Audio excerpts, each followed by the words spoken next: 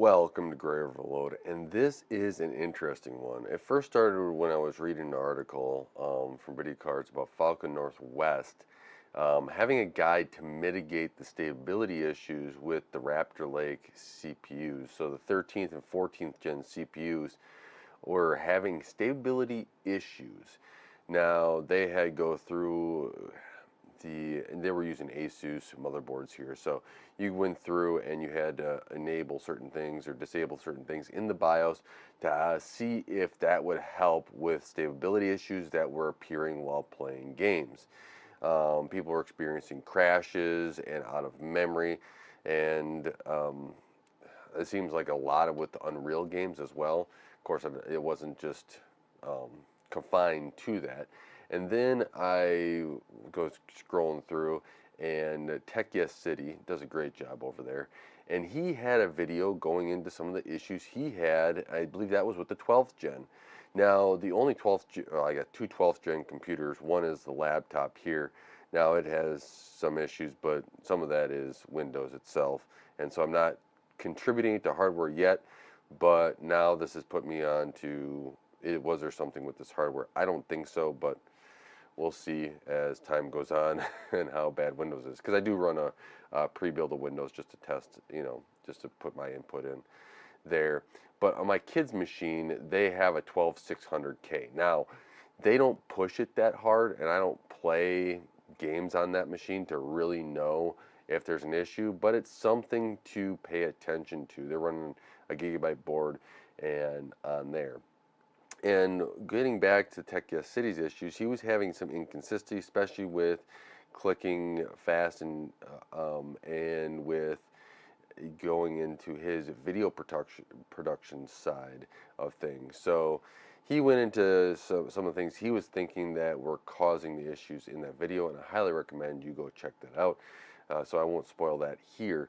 But something I was thinking about as I'm going through this is that, Intel for the longest time was reliability and everything else. And now, very staunch of, hey, this processor is always going to work, right? They had stability, and that's one thing that they really kind of pushed over the years. I mean, I've built many of systems, a lot of Intel ones throughout the years, and that was one thing that you always kind of went back to.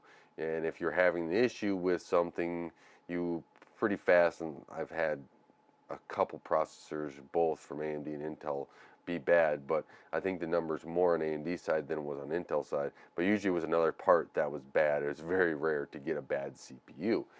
And this kind of starts to make you wonder what is going on at Intel. Are they so concerned about the bottom line number that they're willing to push these products, or because Asus did come out with their with a new BIOS, and this now has a, what do they call it, Intel baseline profile. So this basically is locking the processor again to Intel specifications. And if you're having issues, highly recommend you just go and enable that profile, especially for an Asus. If you're on a different board vendor, hopefully other board vendors will also do this as well.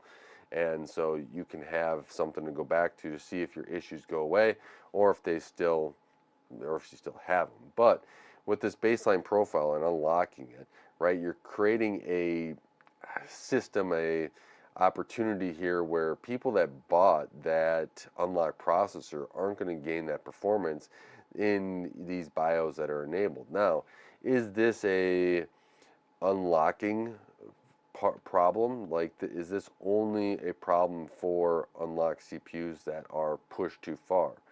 While you could say I bought the motherboard and this was all default, I agree. That seems like everything should work on those parameters. Now, Asus, there's been much in the review community about, hey, all the motherboard manufacturers should have a baseline profile. And then if you want to overclock from there, have these other profiles. Is this going to lead to more of that side of things happening, right? Is Asus, Gigabyte, MSI going to have to say, these are baseline profiles, and if you want to overclock, here it is, overclock at your own risk, as they all say, and go from there. I'm up in the air about this. I think that some of it is on Intel, and some of it is, if the problems go away, some of it's probably on the board manufacturers, right? Intel used to have a big cushion inside the processors now that you could overclock and have a lot of performance out of it. Now, I think this has gone away over the years as AMD has PBO and everything else, and Intel wanted to keep up without um, getting new architectures and new fabs and everything else. Or they've had issues, right? And AMD had issues too, right? Bulldozer, we almost saw them go underneath. But it's coming out of these issues where Intel is just like, we're going to push this to the max and hope for the best. And that's what it kind of seems that happened with the 13th and 14th gen, especially the 14th gen, is that you're just taking the 13th gen, putting a plus on it, and ramping whatever you can out of it to stay and compete with what AMD has out there. And I think this is coming down to where Intel needs to make a decision. Are we going for the fastest processor possible and risk stability and risk an image of, can I trust your processor to get the work done? Because, I mean, now people are going to question, is this even a good choice going forward? And hopefully the next generation they kind of retool and regroup and get there. But you have questions out there, and users that are running into issues now are questioning if their processor is. And Tech Yes City said that as soon as he went back to his 10th gen, it was rock solid again. So you have to think about that. You have to put that into your aspects. And I have questions. And I'm asking you, if you are having issues with the 13th, 14th gen, even 12th gen, putting stability issues, put them in the comments below. I am interested to see if this is more widespread than just one board vendor or anything else. And so to me, it's going to be interesting to see as we move forward what all comes with this. Is there a faster degradation because they were pushing them so hard? And that's maybe why we're seeing it now, especially if 13th gen has been out a while. If they've been pushed this whole time, well, you maybe can see where that degradation would happen and a little bit faster. But that's way too fast, in my opinion, than what, Intel processors that I can still run and push from. Like, I got a Pentium 3 here that I could still push pretty hard for what it was, and it still runs with how it was pushed, way back when. So these are things I think about. These are things I want to know more about, because it could make a difference in deciding what build you're going to do and how you approach that, or maybe just a generation you're willing to avoid. With that, leave it in the comments below. All that information that you have. If you're having issues, I'm interested in this. Hopefully Intel can get this corrected or figure it all out with the board partners.